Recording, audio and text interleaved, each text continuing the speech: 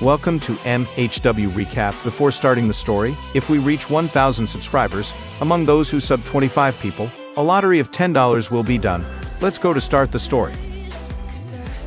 The Monaso, that's all demonic beast bodily fluids and corpses air, and asks excitedly yes they also drink, and washing it answers Sam it's very disgusting, don't go in it. The princess's V shows real horror. Rose, what's at the end of the river? She asks the hero. The demon realm, he answers looking in the direction where the object he named is located.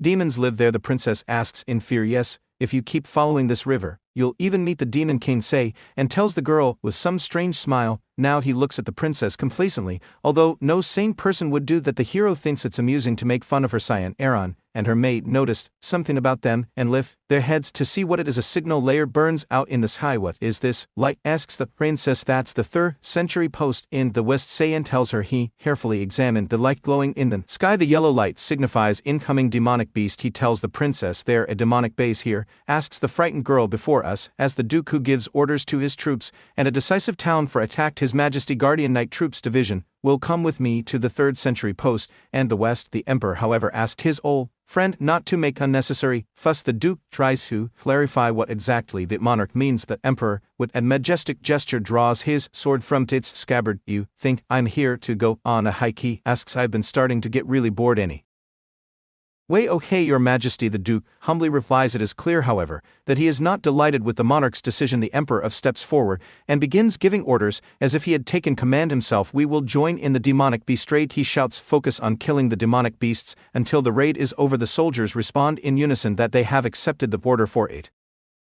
Execution. The duke informs the hero that he is also going with him. Yes father, answers Siam clenching his fist joyfully. You can fight the demonic beasts are still very frightened there, and asks him yes, although I'm still just supporting from the back. The hero answers. He invites the girl to take refuge in a safe haven, but then something unexpected happens. Take me, wait you, the princess screams, her eyes bulging. What the hell is she saying? San thinks, looking at the sobbing baby, but she shouts that the heroes are the same age as her and therefore she can go with him. People die here. The hero tries to explain to her this is not a playground, but Aaron sobbing screams that she doesn't care and no one can stop her. Unable to bear the screams say and calls York. In the night appears behind the blonde girl. Yes young master, he says. I York and will substitute the royal knights and escort her highness to safety and the camps. Let's go. Her highness, he addresses the princess and she turns to him with a dissatisfied look. Impudent, Aaron shouts angrily, pointing his finger at his offenders. How dares you treat me, a princess, in such a manner? Cyan approaches her and says, looking straight into her eyes angrily, that because of her stubbornness dozens of knights could die. A split-second decision can decide your fate of either dying or surviving in a war. He explains to the girl, his eyes glow. Can you take responsibility for all those lives? Asks I, and Aaron looks at him in fear. Go back if you're gonna cry like a child, your highness, says the hero. He turns around and leaves York. Can Aaron and her maid look after him? Before us is some kind of indescribable rubbish. It advances on the soldiers and the barriers they have set up, demolishing both people and logs from its path. Reinforcements from among the knights come to the aid of the fighting people. The order, do not retreat, sounds. Asura flies up the honor, which orders him to take a battle formation. We see the commands coming from the duke, protect his majesty and kill all the monsters. Sounds the next one, don't spare any creature. The knights, inspired by the speech, rushed to the attack with loud shouts. Diant severs the emperor of the Us. If Empire had 2 wives, Diana Quetzal was the first wife, but she is now dead. Cassandra Danapolis is the second wife and considered the prominent judiciary of the empire. The former empress gave birth to the first and second princes. The current empress gave birth to the 3rd and 4th princes. However, heir and severs the 5th princess was a bastard, his daughter born to some peasant mistress. People treated her as something like a scared crow of a princess for her mixed blood, but she did not care about how others perceive her. She fulfilled her duty as a part of the royal family and devoted herself to her studies more than anyone. However, she was framed for treason by those who resented her, and she was kicked out of the royal family and the empire. Rumors spread that she died alone from a disease on an island. Because of that, people called her the tragic princess. She could have lived a happy life, had seen up and greedy. It would have been better for her to live without any ambition. What are you talking about? Asks the hero. Care, I'm having heard the sad story of Aaron. Isn't it what your father always told you in your past life? Making a lunch with his rapier, say in response to the spirit of his dagger that everything is a little different here since it concern Aaron's relationships within the royal family. Before us is a monstrously sized snail with multicolored horns. Several of the same lie dead in front of the hero, and behind them the battle continues. The Emperor is sure a skilled, thinks Cyan. We see a powerful light source. It is explained that this is holy lighting. The monarch fights enthusiastically, his eyes glowing with yellow energy. He thrusts his sword into the next snail with both hands, reliably finishing it off. The defeated monster lies on the ground. Streams of magical energy erupt from its body. Emperor Ion, he is known to the public for being a star in magic rank, thinks Cyan. Had he not become emperor, he probably would have been the major. So see a son's head before us as a monarch,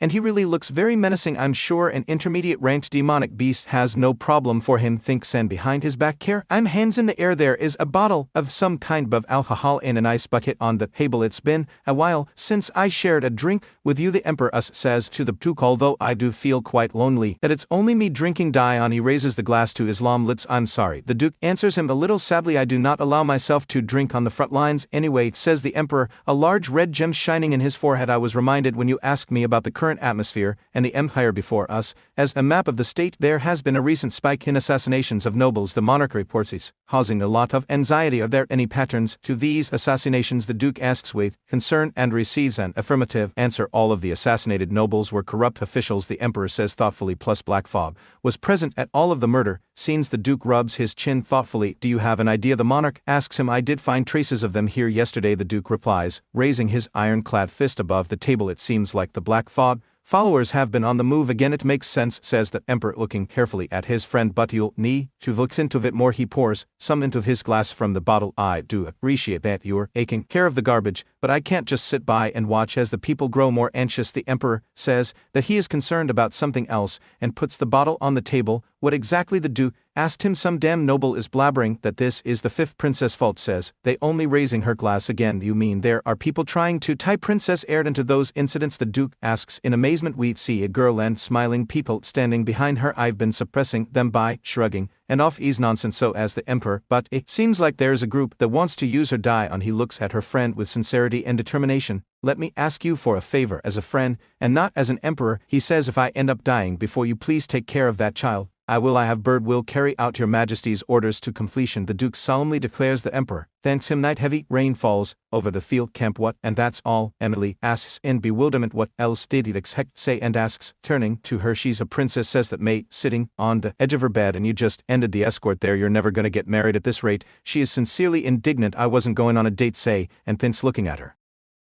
It seems he has no intention of continuing this conversation anyway. I'll trust you to take care of things while I'm gone, says the hero, approaching the exit from. Is that, are you going to train again? Emily asks him. It's raining so hard. Don't worry about it. Don't stay up waiting for me. Ida, the hero, shouts to the maid, not noticing that there is a girl standing behind a tent. Flappingly notices her first. Who are you? She screams, cowering in horror. Where are you gonna go? The guest asks, aching off her hood. This is Princess Aeryn. Sorry, she says to the hero. Could we talk? If you're not busy. Emily recognizes her and joyfully rushes towards her, pushing aside the hero, amazed that such behavior. Despite the rain, the tent is guarded by a whole detachment of knights. How long has it been since you got here? The princess asks. Once inside the tent, about a month, say. Any answers? Why did you come? He asks, looking at Aeryn with serious eyes. She is silent and does not look at him. She then turns to Emily and implies that the maid, who keeps her eyes on her, is the odd one out, say, and asks the maid to come out for a minute. Okay, Emily reply. I'll happily. I wish you a pleasant time, she says shyly, covering her mouth with her hand. Cyan and Aeryn look after her in bewilderment. They were left alone in the tent. A good time with a 10-year-old. No, I'm 40, thinks Cyan. The princess, standing behind him, is trying to formulate her thought, but she is not very successful. Finally, she manages to apologize for what happened a little earlier. She says she didn't act like a princess and she feels bad about it. You don't need to worry about that. I apologize for being rude, say, and replies, scratching the back of his head in embarrassment. No, I would have said the same thing if I were you, says Aeryn, smiling. She puts her hand or her chest. You're acknowledged by a lot of people, the girl continues, and you're a lot more mature. The hero ponders her words. So that's the kind of personality she has. He thinks you're entering the academy to write? The princess asks, smiling sweetly at the hero. Let's be. Cyan, in whose eyes an evil fire lights up, cut her off mid-sentence. I'm sorry, but I don't believe I can be of any help to you, he says in a harsh tone. Aeryn looks at him and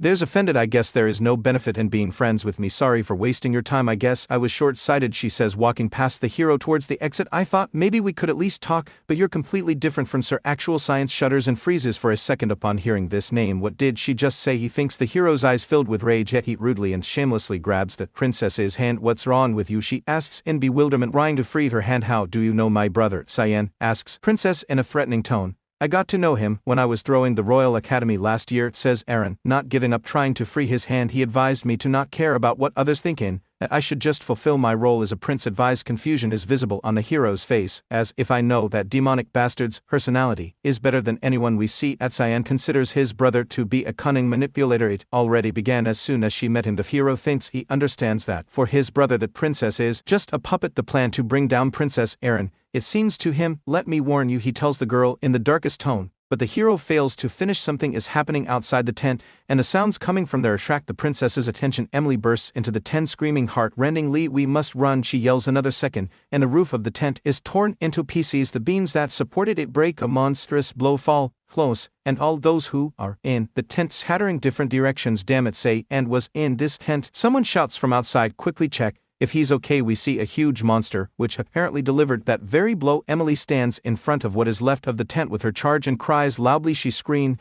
as if she had lost the most precious thing in her life. She calls for a hero, and the terrible monster meanwhile raises his giant weapon to strike again. A perplexed questions what is heard over the field. "Hamp, what did you just say?" asks the emperor. The duke sitting next to him also has a very worried expression on his face. The knight who brought the bad news gets down on one knee and tells what happened. Advanced ranked demonic bias ambush the rear camps of the border regions. I think the princess was there when it happened. The emperor and duke jump up from their seats. Dion, he starts giving orders, every one of the imperial army to the rear camps immediately. We need to secure the safety of the princess. Yes, your majesty, says the knight who came running. We at report she was in the rear camps. The emperor thinks, who is she going to see there? Before us are monsters with axes moving towards the place where the battle is taking place. Cyan, hiding between the stones, watches them. Death worms and ogres too, he thinks. Behind him or Emily, Aaron, and the surviving warriors. They should only resign in the deeper regions of the valley. He thinks about the monsters, but for them to be here in the rear camps, something much have changed. His is because of me. Emily calls out to him. She's crying. According to him, at some point she thought that say had tight and promise not to leave him even one step. The hero remembers how the tent was hit. He managed to grab the princess in his arms and carry her out back in my day, or even killed the demon king. He thinks with sadness on his face, and now I was almost killed by the most ordinary troll. Do you think the knights in the camps are okay? And asks anxiously. Don't worry, your highness. Emily answers, the knights are really strong. The princess sobs, covering her mouth with both hands. This wouldn't have happened if I didn't come here. She laments. The knights that came with me were okay, your highness. Say the warriors that Aaron is so worried about, they are alive, although they look very unwell. It's given that we would protect us. The knights of the empire, says one of them. The second one smiles. He's right, your highness. He says we are ready to give our lives for you, say, and notices something, and orders his companions to flee. Now one of the knights asks again, and bewilderment, and the very next second becomes the last in his life. Someone grabs him and squeezes so hard that blood starts gushing out of the poor guy's mouth. We see him being held in the hand of a giant bearded monster. A princess gets in the way of the monster, say, and bravely takes out his rapier from its scabbard and covers the girl with himself. Run away, he shouts to her. The monster smiles. It may seem that he is sniffing at something. I knew it, say, thanks. Looking at him, he only needs me. The monster throws away the crushed knight and looks bloodthirsty at the hero. I'll distract the troll, so get away with it. Princess shouts, I am okay, I'll do it. Emily shouts. She runs away with the princess and calls with her a knight who was ready to stay with the hero. It seems she couldn't wait to leave this place. Cyan thinks with irritation. The troll raises both fists above himself, preparing to bring them down on the hero. He takes a defensive stance, after which he inflicts a series of blows, the marks of which are clearly visible on the monster's huge body. Why are the advanced rank demonic be all attracted to me? He thinks, flying over the troll in a jump. I feel like they're smelling something on me. Care helps answer this question. You drank the blood of countless their manic base in order to become strong, she says, and that's why you reek of them, she explains, grinning next to the hero's shoulder. It'd be weird if they didn't come for you. What you knew about this? And shouts indignantly, why are you only telling me about this now? You forgot, says Carrot. I'm grinning predatory. I need about the hero. School uses his dagger. Painfully he plants his foot on the ground. What are you doing? The masks anxiously. Shut up, the hero demands, picking up a weapon emitting a bloody aura. Please treat me more gently, the spirit of the dagger asks. I don't care, Science states, as he prepares to use care. I'm against the giant troll towering over him. How many monsters are facing? He completes the sentence.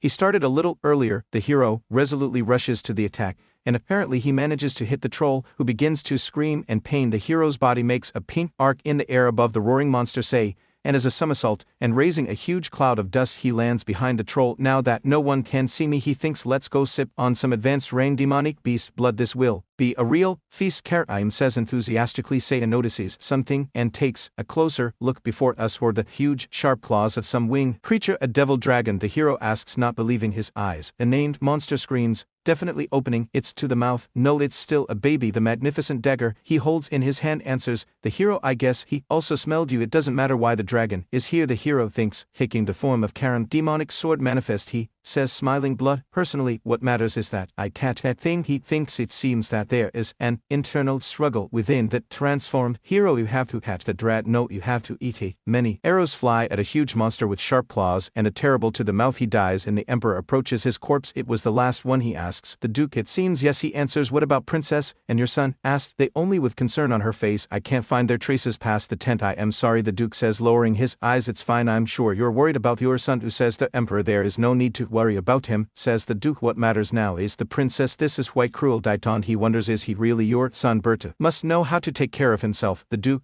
replies decisively. And Knight runs up to the conversation and tells the emperor that the princess has been found. Are you sure they on? He asks, and supply rise, but the very next second he sees his daughter frightened. She rushes to her father. Aaron, are you not injured? Asks the emperor, kneeling down in front of the princess. Hurry up, we have to save him. The girl screams, save whom? Dion, he wonders. Cyan, of course, she says, sobbing. He's in trouble because of me. The duke looks at the father and daughter with the stone face. Calm down and tell me what happened, the emperor demands from Aaron. Your science may. Aren't you? The duke asks Emily. She, kneeling in front of very important persons, answers in the affirmative. Tell me, did something happen to him? The duke asks with anger and anxiety. The girl is scared. She understands that he has never looked so scary before. Shaking in horror, Emily says that Ian decided to take the hit himself to let everyone else get away. The duke's eyes turn into narrow slits. I remember where he was, shouts the knight who ran away with the girls. If you give me N's order, I will lead other soldiers there to save Zion. What are you waiting for, Bill Ayers? The emperor shouts indignantly, looking at the duke towering over the unfortunate warrior. Act quickly, we won't do this, he answers without turning to the monarch. The emperor and princess look at the duke in bewilderment. Will I? Earth, are you serious? Asks the emperor. We must take care of this situation first, he says very gloomily. If these camps fall, the Imanic B will invade the empire before us as a destroy camp that can no longer hold back any monsters. That Helmut and sort of a dead warrior lie on the ground. We must reconstruct the place right away, says the duke. That is the only way to prevent more deaths. Then what about the young master? A crying Emily asks, and fear. The duke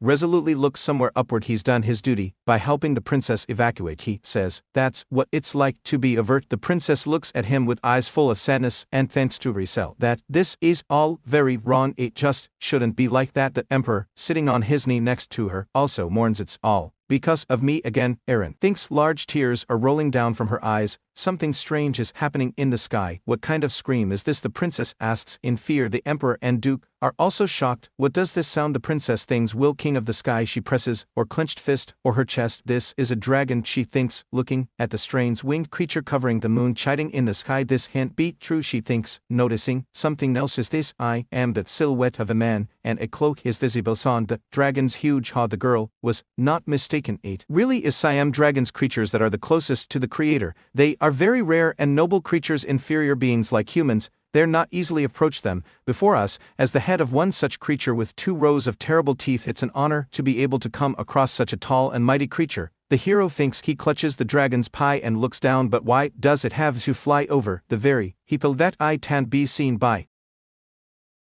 Hit will earth. Why is your son on top of the dragon? What are you doing? Aren't you going to save him? The duke is silent and looks sternly into the distance. Damn it, the hero thinks, holding onto the monster. I just wanted to drink his blood. Cold sweat runs down the hero's cheek. I didn't think it would happen this way, he thinks. Cyan remembers the moment he saw the devilish dragon, and the way Kerdim stated that the dragon should not be caught but eaten. Screw off, you Mongols, think Sand, whose body has been taken over by Karim. I don't have any time to waste. And alert appears. Fog sword, rushing fog storm. The dagger cuts countless monsters into large pieces. Having successfully carried out an attack, the hero lands on both feet instead of hair. He has a real fire. We see the dragon again. He's definitely not a fully grown dragon. Think San, who holding a dagger in front of him is preparing to repel the attack. The size speaks for itself. A powerful purple light flashes from the dragon's huge mouth. This stream is ready to blow the hero away from the monsters. Half he is actually carried away along with stones and other objects caught in the stream. It becomes clear that the hero was thrown a very decent distance. Now you're being rude, the hero exclaims, irritably trying to recover from the shock he suffered. You dare spit in my face on our first meeting, he asks, ironically rushing to attack. Well,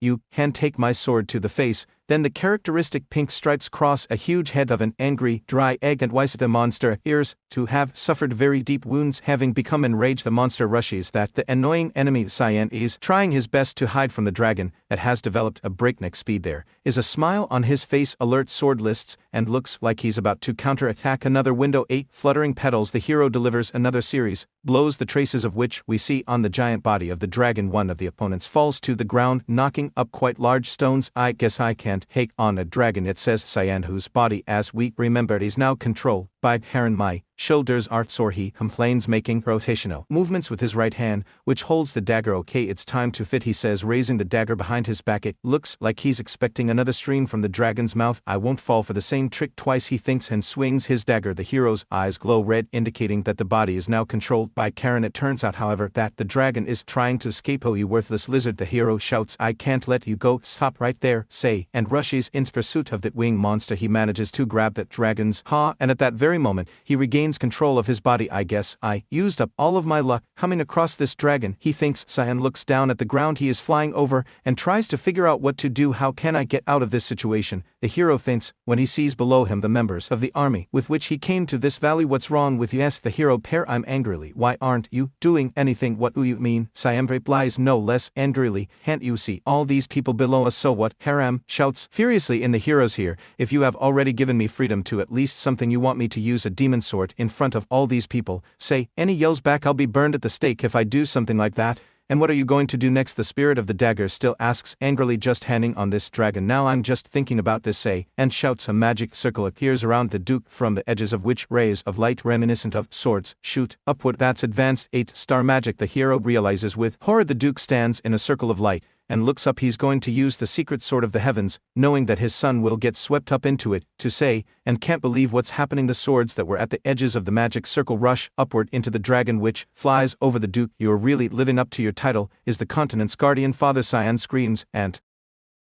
despair opening its mouth wide, the dragon dives in the direction of the magical projectiles flying at it. He manages to avoid the yellow swords and slips through them unharmed. Well done, good dragon, say, and praises him. Keep up the good work, he says, clinging to the monster. It seems that he will not have the sword. San thinks, noticing the approach of another magical projectile. He actually hits the dragon. The hero, unable to withstand such a shock, lets go of the monster and flies down. I can't believe I missed the opportunity for such a special meal, the hero shouts angrily, falling headfirst towards the ground. What are you doing, Karam? Asks him angrily. Fly, are you going to fall to your death? No, says Cyan, if I use a miss still I'll be burned. The stick, and what is it, better to die? The dagger spirit can't believe what he's hearing. I don't know, says I am. Maybe I'll even stop thinking. At this moment it becomes clear from his face that he has come up with something. He seems there is a way out, he says, and a smile appears on his face. Masters, you're not gonna fall in there? Asks the hero. Hair am with concern in that shit and vested water. We see that under the hero, who is flying down like a stone, there is a reservoir filled with red water. Do I have any other choice? Cyan asks Karem. The hero falls into the water, splashing red splashes. To the sides, we see an unfamiliar entity that is either looking closely at something or sniffing. A double dragon flying around here, he asks, looking at the flying winged monster. What a rare sight. The head of the reflecting creature is decorated with 2 spiral horns, which indicates its extraordinary nature. The same character stands behind him. He has round glasses and strange facial hair. It's a young one, he says, seems like it got lost and got itself into trouble. There must be some strong demonic beasts over there, then suggests the white-haired owner of horns. He points his hand in the direction he has in mind. Now it's humans who live across that border. The red-haired fellow answers him. Humans, the horn character is he thought, looking into the distance where some lights are shining. There's no way a dragon lost to something like a human, he says. The interlocutors silently look into the distance. They seem to have noticed something else strange. Something is bothering you, the red hat asks. I can feel a very strange energy from over there, the blonde answers, pointing somewhere with his finger. This is something very strange, but at the same time familiar. If something bothers you, then go and check, says the redhead. The blonde flies up and flies away. Please refrain from killing everything you see just because you're boss. And the red-haired man finally tells him, adjusting his glasses on his nose. Okay, I won't do anything like that, the blonde assures him. Having spread his wings, the blonde flies away, promising to return, and the red-haired owner of the horns remained standing where he stood. We see bubbles swelling in the red water sand surfaces. He screams loudly with great defect.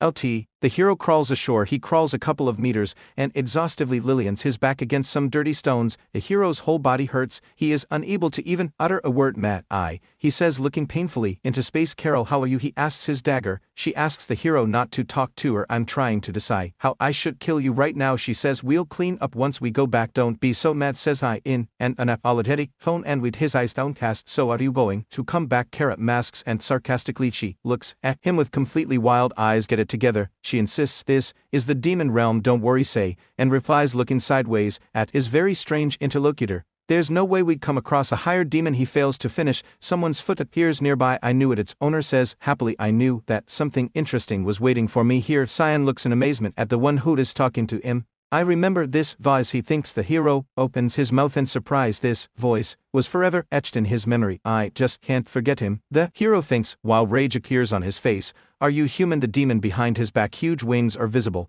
is trying to clarify important information for himself. Belker in the Demon King thinks to himself. Cyan, in the past, all those who have witnessed him said that it felt like looking at the embodiment of evil. Think, and that is what stands in front of me right now. Damn it, why now? The hero puts his dagger forward, preparing to give battle to the terrible demon. I asked if you're human, asked the hero Belker, and irritably, aren't you going to answer me? There is a red devilish fire glowing in his eyes. Do you want to furth me, kid? He says, without waiting for an answer. Cyan, covered in sweat from fear and excitement, looks at his dagger. He turns his face to the enemy, on which we see wild anger and almost into the hero strikes with his dagger, which leaves a bright pink mark in the enemy's face. He looks at the boy in amazement, and then he starts laughing loudly. I heard that you're a kind with infinite potential, says the demon, raising his index finger to his nose. You dared to cut my hair, so it's probably true. Seems like the wrong time, but who is that? Asked the hero. Harem, the Demon King, Cyan thinks, looking anxiously at the enemy, who easily avoided his attack. Now the demon's eyes glow blue, and he looks extremely menacing. The Demon King asks Harem, how the hell are you going to defeat him in that state you are in right now? The hero thinks this is truly impossible. He understands. I can only try to escape the hand and which Cyan holds. The dagger trembles, but could I survive against Welker? And he thinks, hey, relax. The hero suddenly hears from the demon. He looks at him, and surprised, what am I gonna do against a little kid like you, Valkyrie? And asks angrily, you can calm down. The demon lies down on the ground and laughs cheerfully, so that the hero stops being afraid of him. Look, he says, I'm not going to touch you. Let's talk. I won't get up from this place at all. I may be evil, but that way. Children. Cylon, who still has lowered his dagger, looks at the demon in confusion. Why did he lie down? The hero thinks, let me ask again, says Korean, looking at the boy. Are you human? Cyan answers the question in the affirmative. How did you end up here? Asks the demon. I was carried by the current. The hero tells him, so this is your first time in the kingdom of demons? Asks Korean, who is still lying on the ground in a relaxed position. Or is a bit strange? Asks the demon. Who are you? An ordinary person, answers Cyan, whose posture no longer speaks of determination to fight. An ordinary person, thou? Korean says, thought for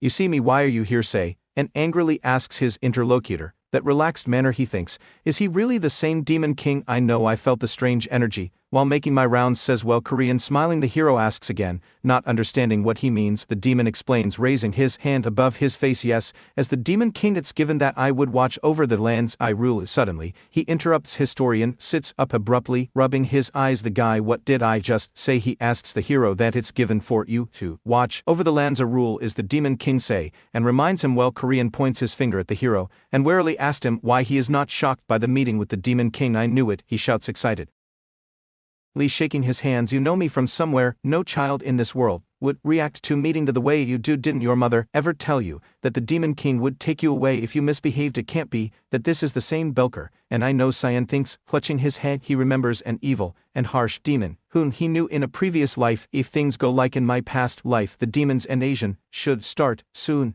The hero thinks, but this guy doesn't seem like someone who would that if this is his true self. And now we see a smiling and quite nice character. Then what triggered him to change? The hero thinks. He looks at his spread fingers, Valkyrie, and looks intently at the boy. If you're really the Demon King, asks Cyan, what is it that you wish to accomplish? Korean smiles, asking the Demon King such a question. He says, you're quite bold. Nothing much, he answers, closing his eyes. I just want my people to live good lives and eat well, though if anyone dares to get in the way, fury appears on the demon's face. I will kill them all. That is my duty, as the Demon King say, and looks at his interlocutor with wide open eyes. It was just for a moment, but I definitely felt it. The hero thinks the true monstrosity of the Valkyrie, and I knew in my past life it's repressed right now, but some incident must have removed the chains on that side of him. I need to prevent that incident from happening. He thinks, Demon King, do you want to make a deal? Saiyan asks the demon what he asks again, not expecting such a turn in the Honduras Asian. The hero looks at him carefully and says, at soon something will happen to him that will create a threat to the people he controls. What are you talking about? Valkyrie and asks, warily, your words don't make any sense. I don't know what exactly is going to happen, says Ion, but this incident will trigger a great war between humans and demons. We see a picture from the hero's past life illustrating the conflict he mentioned. Are you saying that I will decide to go to Hungary or lands? Valkyrie asks, crossing his arms over his chest. This is exactly what I want to discuss with you. Say any answers and promise me, he says, looking at his interlocutor with sincere eyes, that under no circumstances will you start a war. He thinks and lowers his eyes. You're making no sense, he says, but all right, let's say that I don't start a war. What are you going to give me in return? I will help you, the hero answers, smiling. He puts his hand to his chest and makes a solemn promise. No matter what happens to you, I will do everything in my power to help you. Welker and loons over the much smaller hero and looks him straight in the eyes. You know something, he says, looking at the hero with a feeling he doesn't look away. What is you named Valkyrie? And asks, smiling. See, invert, the hero answers with dignity. Okay, say, and Bert declares the demon, raising his hand with his fingers spread. I promise you, as the owner of the demon realm, that I will not invade your land. No matter what happens. Spreading his wings he takes off, but take care of your side of the deal, he says, so mailing slyly hovering over the hero. A deal is a deal, after all. Cyan, who continues to hold his dagger in his hands, looks swirly at the demon. Okay, let's finish. Ear says, well, Korean, smiling over there. The young knight shouts loudly, pointing somewhere with his finger after the deal with the Demon King before us. As the scene of the rescue of the hero lying on the bank of the Reed Driver, the inspection team found me conveniently lying there, and I was able to get back. Then I earned the nickname the boy who survived the Devil Dragon. We returned to an abbey on the borders of values that was being used as a military hospital. For the time being, I beg your pardon, the hero asks, and bewilderment is standing next to as bad as Aaron, who angrily says that she will reheat her, for is again. I thought things were resolved smoothly, the hero thinks in bewilderment, looking at the princess. The girl curls her lips angrily. Will you be mine? She shouts, pointing at herself with her right hand side, and can't get rid of the shock. What the hell is she trying to say? He thinks, but I can't stop thinking about the fact that that piece of shit somehow involved with her. Tragic. In the hero thence meeting his brother. Actual, you are right, he tells the princess, you can't bring any benefit to me, or anyone for that matter, as you are right now. It is very unpleasant for the girl to hear these better, but true words. You don't have any influence or even advocate. This speech goes straight to the princess's heart. It would actually be bad for me if I were to be close to you, says the hero. By what, Baron? Listen carefully. Cyan seems to be giving her some hope. I'll watch you from afar, says the hero, looking at her, until you've developed into someone better. Will you watch me? The princess asks thoughtfully. Yes, say, and answers decisively, folding his arms over his chest. Don't be upset, the girl interrupts the hero. I understand what you want to say, she says, clearing her throat into her fist. I just have to improve enough so that you'll acknowledge me. The princess extends her finger in the direction of the hero. She smiles happily. Just wait and see. I don't know when, but I'm going to become so powerful you won't be able to ignore me. I'm looking forward to this moment, says Asan, smiling. How quickly her mood changes. He thinks, a real child. Yes, and one more thing recalls the princess, who was already heading towards the exit. Thank you for being alive. She seems really happy that she didn't lose her hero. Touched, say, and looks after her and says nothing. Rear camp's outskirts of the forest. Some man in a warm fur coat walks through the snow, leaving deep footprints. He reaches into his bosom with his hand, and from there he takes out a strange cube on the surface of which regular geometric shapes are visible. There is little left, the young man thinks, looking at the glowing cube. So it was you, renowned crimson. He hears someone's voice with his eyes bulging. He looks at the cube. My body doesn't move. Run out. Things trying to move. It felt like I was shackled with invisible chains. A small dimension. Barox, says a man meeting a red and black aura, who approached or new acquaintance from behind. I guess its commercialization has yet to happen. An artifact that's imbued with the dimensional realm and enough mana to allow infinite storage. Before us, as the cube in question, we see a hero whose face is half covered with a mask. It was the masterpiece of the Jerome Kingdom's Mate Association. I was in it, he says, say, and comes close to run out. I've been keeping an eye on it for a whole year, says the hero, because I felt like someone within the empire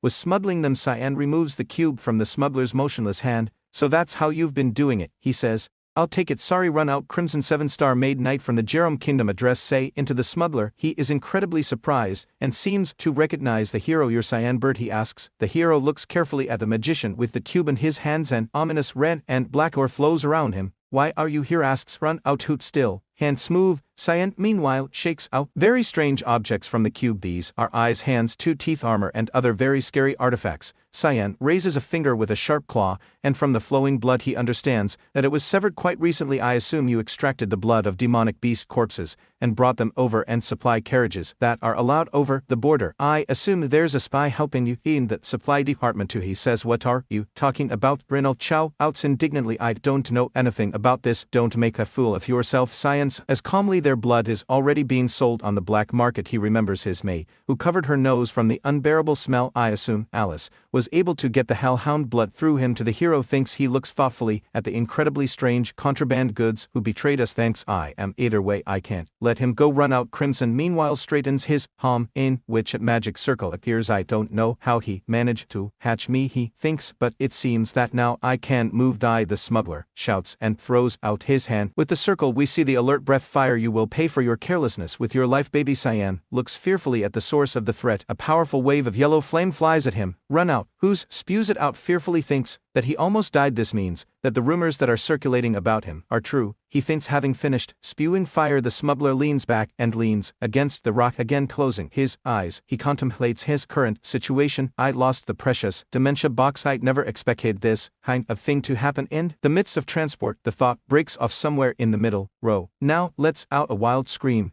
and grabs the hand that is missing. Arrest. Blood flows from the wound in a powerful fountain. What is this black fog? The smuggler yells, looking at the jets rolling towards him. He sees a hero in front of him, who was completely unharmed by the flames of his spell. Sane comes up to him and grabs him by the throat. Renowned Crimson rolls his eyes, unable to breathe properly. The hero hints that smuggler against Iraq shoes. He says, either you tell me about the smuggling route and the rat who works for you, and then you die. Uneasy. Death run out cries, realizing that he can no longer escape, or your death will be so terrible that Satan himself or pray for you. A devilish fire flares up in the hero's eyes. Values. Western border trading post. In front of us are many cards between which people walk carrying heavy loads. They give some signs and seem to understand each other. Without further ado, this time there are 2 boxes. One young guy asks the other, this time we can take a little more. He replies, I wonder how much is inside, says one of them, and opens the lid. Under with some kind of bloody masses visible. Both guys yell loudly when they see something. It is the head of Run out, from under which jets of black and red energy rise. Who could have done this, asks one of the smugglers. A hooded man watches these two fussing from a day. Is naturally, this is Siam. He stands on Iraq and cared.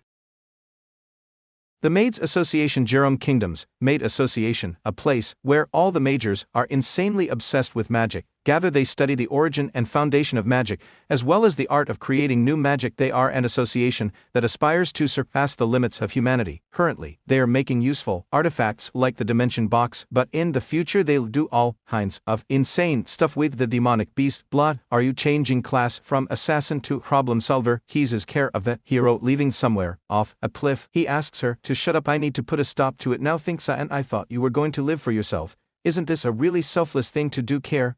Asks him. I just don't want any more people using the demonic beast. Split. He answers, looking thoughtfully into the distance or residence in if empire before us, or the windows of the castle. In one of them a young guy with a naked torso is seen holding some paper in his hand. Say and went to the front lines. We father, he says thoughtfully, having familiarized himself with the contents of the document. Cyan vert. A pretty girl with long hair sitting naked on the bed and covering herself with a thin blanket. Asked the guy, is this your step brother? Yes, answers the young man, a very unkind fire shining in his eyes, and he really gets on my nerves. He says I have to check on him. In front of us are 2 suitcases, on one of which the lock clicks. Finally, the horrible life in the front lines ease over. Emily screams joyfully, raising both hands up. I am so excited. The academy wouldn't even compare to this dreadful front line, right? She asks the hero. He does not share the optimism of his mate. As for me, it's going to be the start of a new hell. The academy wasn't a place that suited Emily's expectations. In reality, it was a scene of ruthless plays with all sorts of political interests. It was a social party site. And jealousy ran rampant,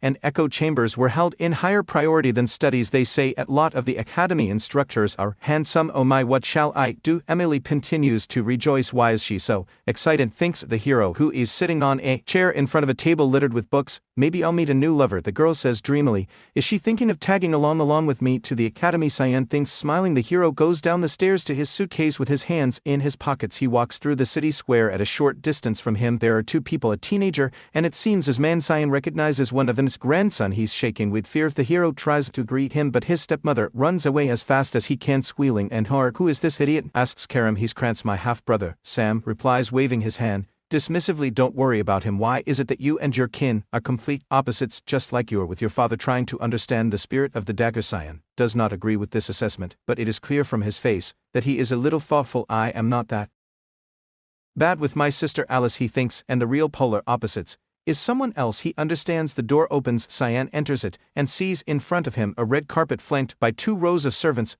Bowing low, they greet the Duke's son, who has returned from a military campaign. Cyan looks at them in bewilderment. They didn't even look in my direction before. He thinks. I'm throwing his suitcase behind his back. The hero walks past the servants, and now they are demonstrating unnecessary servility. He thinks it's like it's my father or that bastard. Cyan reaches out to the doorknob. A lot has changed in a year, he thinks. I think it was worth the effort. The hero takes hold of the door handle, and at that very second he feels something incredibly unpleasant for himself. I recognize this energy, he thinks. Park hears in his eyes. My whole body is shaking from this energy. Cyan understands. The hero presses on the door and it slowly opens. A grand, and behind this door we see the smiling face of the hero's half-brother, the same bastard that Cyan was thinking about a little earlier. Hugh looks at him with eyes full of horror. Long time no see, Sen says. Actual, he's literally beaming with happiness. Calm down, the hero says to himself. Oh, you don't remember me? Actual asked his brother, who appeared in the doorway. Calm down. Well, I suppose it's natural, continues Actual, thoughtfully rubbing his chin. Since the last time I saw you was before my admission to the academy. Does it look like at stake? Some say, and thinks to himself. We see that inside his ceiling with rage right now. He thinks. His hand reaches for a dagger that emits a red and black glow. I will kill him. Carol's hand intercepts the hero's hand. If you don't want him to crush your skull, quickly pull yourself together, Karen demands. There's nothing interesting to get by killing him now, right? The hero's eyes glow with rage, but he closes them. Pulling himself together, he bows low to his older brother, the youngest son of the house. Vert San greets his eldest brother. He says, so, do you remember me? Actual asks, a little surprised. How can I forget? My brother's face answers, I am still. Without raising his head. I am happy, says Actual. Impulses brother's hair. He grinds his teeth in anger. I thought that you wouldn't remember me, says Actual, smiling, but now I'm very glad that it's not so. Turning away from the hero and putting his hands behind his back. Asshole says with an important look that he was informed that the hero sword skills have improved significantly. Someday you will be able to assist housework. Slyly smiling, he looks at his brother. Now you will be able to assist me in Rome, the battlefield. Yes, I'm counting on this too, brother, says I am. But we see that there's a real storm in his soul. Actual looks at him appraisingly. I'm relieved to hear you say that, he says, glancing sideways at his brother standing behind him. Since the reason I came here was solely to meet with you, and this is said by a man who will not even look at someone who is not me. For the implementation of his plans. Cyan thinks to himself, now that I realize his intention, I'm getting mysteriously calm and rational. He understands. Hero's room. I wanted to see you too, brother, he says, feigning a smile. Emily carries 2 suitcases down the corridor and swears offendedly he doesn't even have that much baggage. She shouts, was it that hard for him to help me with these? She really stops in the middle of the corridor and lowers her burden to the floor. Emily opens the door to the hero's room and, without even looking who is there, she begins to be violently indignant, because I am just up and left, leaving all the luggage to her. To her amazement, Emily notices that Actual is standing in front of her first young master. She says in amazement, looking at him, I heard you were intimate with Cyan, and it certainly seems that you two are quite amicable, says Actual, smiling. Carry on with your work. He calmly leaves Emily and bow low after him, while the girl is internally bursting with delight. She can't believe she saw this man and person. She puts her hands to her chest and tells the hero standing next to her that she almost died from excitement. She reproaches him for not wanting her in advance, that he would be receiving such a distinguished guest. Emily, could you step aside a little, say,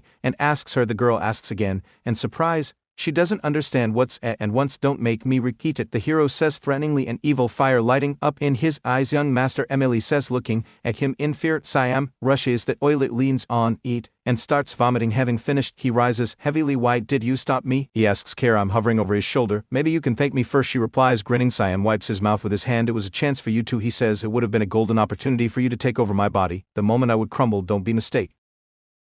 Han Karam answers, still grinning, I simply want race to grow, even more that way it's more delicious. Yes, this is very similar to you, says. I am smiling. Someone is walking on a parquet floor. The young man approaches the door and knocks on it. Enter. Actual. Allows. I have confirmed the whereabouts of the second lady as you commanded, says the young man, bowing. This is most likely the servant. Duke's son. Where is she? Asks Actual. He sits in a chair and holds a book in his hand. She's confirmed to sight north. The land of the white elves. Anna answers the young man. Peru. You say, says Actual, resting his head on his hand. To think she would be with the race that are poor as outsiders. I suppose that's a testament to her affinity. Report back to me if you notice any signs of her returning to the empire. He orders his servant. He replies that he understood. Then, without looking up, the young man asks what Elida is, master. Active smile wonders why the servant is asking such a question. He replies that Actual looks more joyful than usual. Maybe it's at recent meeting with his younger brother. Actual laughs cheerfully. He says, I guess this can be described in the terms you use, but you're wrong. The expression on his face changes instantly. Now he feels either pain or anxiety. I am in a very bad mood right now. Actual tells his servant he hides his eyes and bows, after which he apologizes for misunderstanding his master. He remembers the terrible eyes of his brother, which he noticed during the conversation. He looked at me as if he had met a sworn enemy. Actual things, or did I misunderstand him? There are certainly a lot of concerns about him. He tells his servant, I'm going to observe him,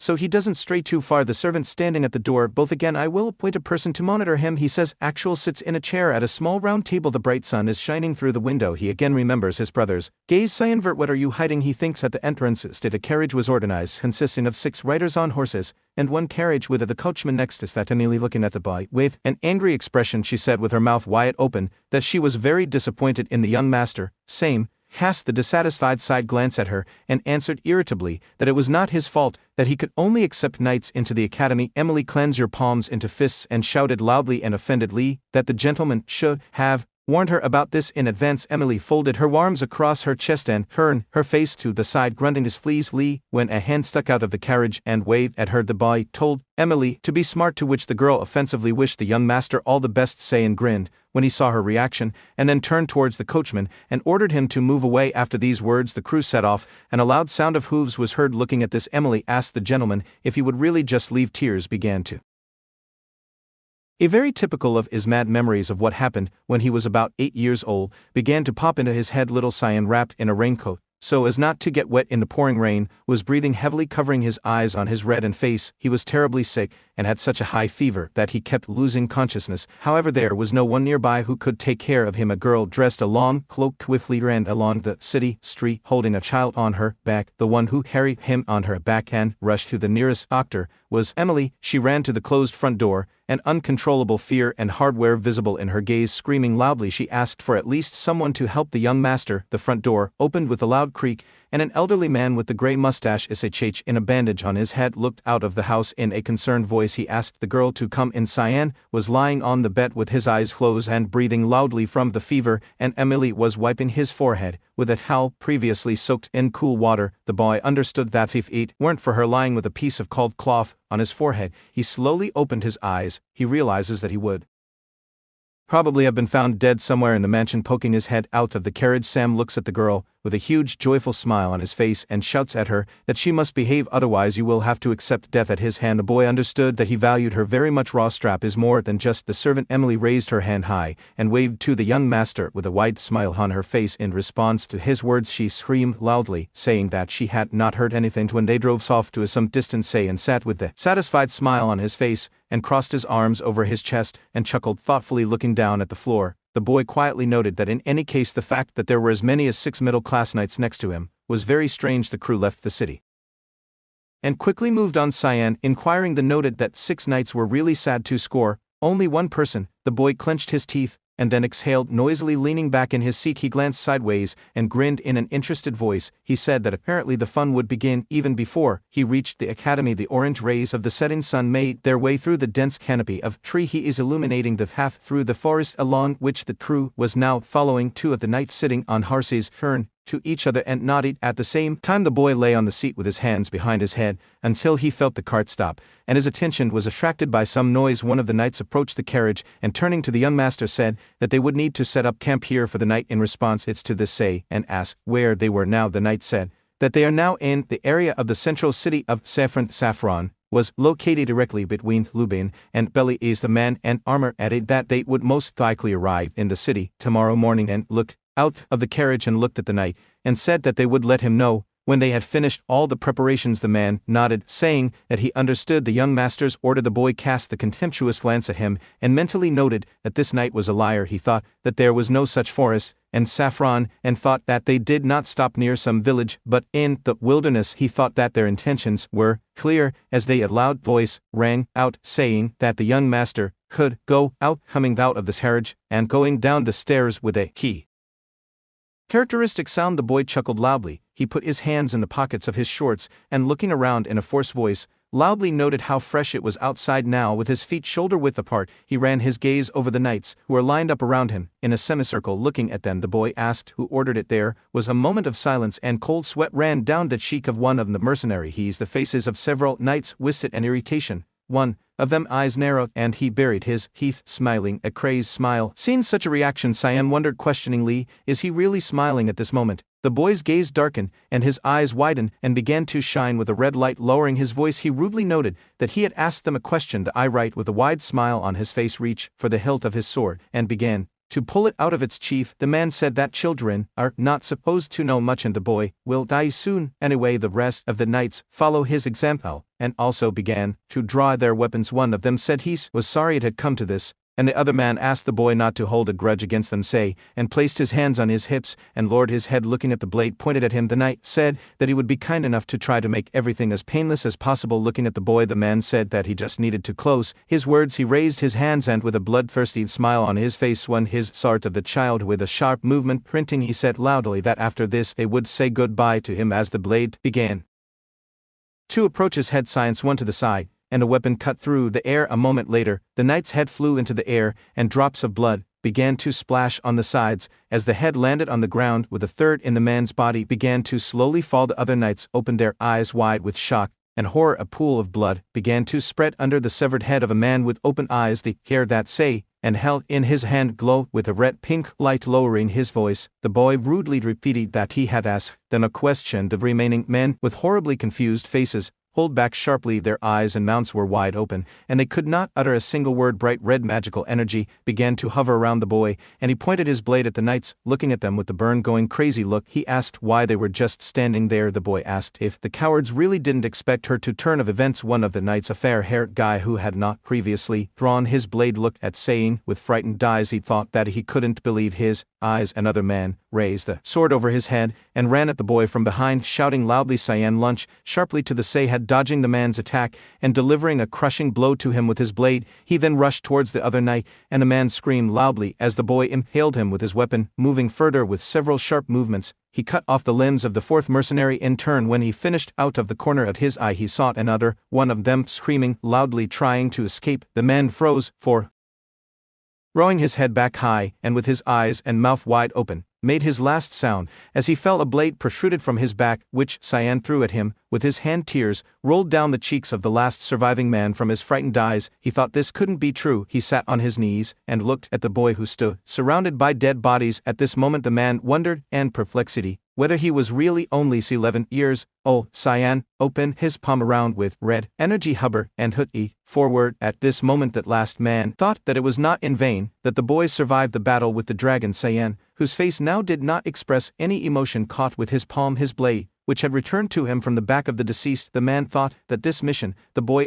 turned around and threw an angry look at the mercenary. Looking up at the boy, the man, choking on his own tears, thought that this mission was doomed from the very beginning. When Cyan took a step towards him, the mercenary recoiled back and fell, trying to crawl back. He whimpered loudly, looking at the boy. With frightened eyes, Cyan pointed at the man and a rude voice, raising his blade behind his back. The boy approached the man and, looking down at him with an angry look, ordered him to lay out all the information. In a tear-streaked voice, the mercenary stammered and shouted loudly that Miss Margaret had organized all this. At this moment Cyan's face did not express any emotion. He thought it was too obvious. Tears began to flow from the mercenary's eyes again, and he began to cry bitterly. The horse Harnessed to the cart ran quickly through the forest, loudly clattering its hooves. The surviving mercenary was the coachman, and Cyan was sitting on the roof of the carriage at that time. The man said that he heard that the young Master Krantz asked his mother Miss Margaret for a favor. He added that he believed she ordered them at her son's request. Changing his face, Cyan irritably noted that it was Rafts or bring how his stepbrother ran away from him, screaming loudly. The boy thought that all he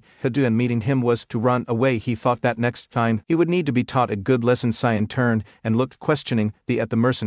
When he called him, lowering his side gaze to the reins, he quietly asked what would happen to him now. The man smiled and looked up at the boy, in the corners of which tears began to accumulate again. He asked if the young master was going to kill him. Cyan gave him a haughty look and said that it didn't seem like that fact would upset the man much. The mercenary hung his head and looked ahead with the sad look. He calmly said that they were the ones who attacked him first, so he has no right to blame the boy for the decision to blow off his head. Crossing his arms over his chest, Cyan replied with an irritated face that for now a living man was more useful than a dead one, so he should just drive the car. At that moment the man looked up at the boy with the stand look, and he supposedly muttered that he drove the carriage quite well. Looking at the boy with the sad look, the mercenary loudly thanks the young master, ignoring his gratitude. Cyan, looking ahead, notes that they have arrived. Looking out over town with a large castle on a hill, the boy notes that they have reached the central city of Saffron. A light vase of flowers fell to the floor and broke into pieces with a characteristic sound. At the same time a loud cry was heard ordering him to repeat what was said. Planting her trembling hand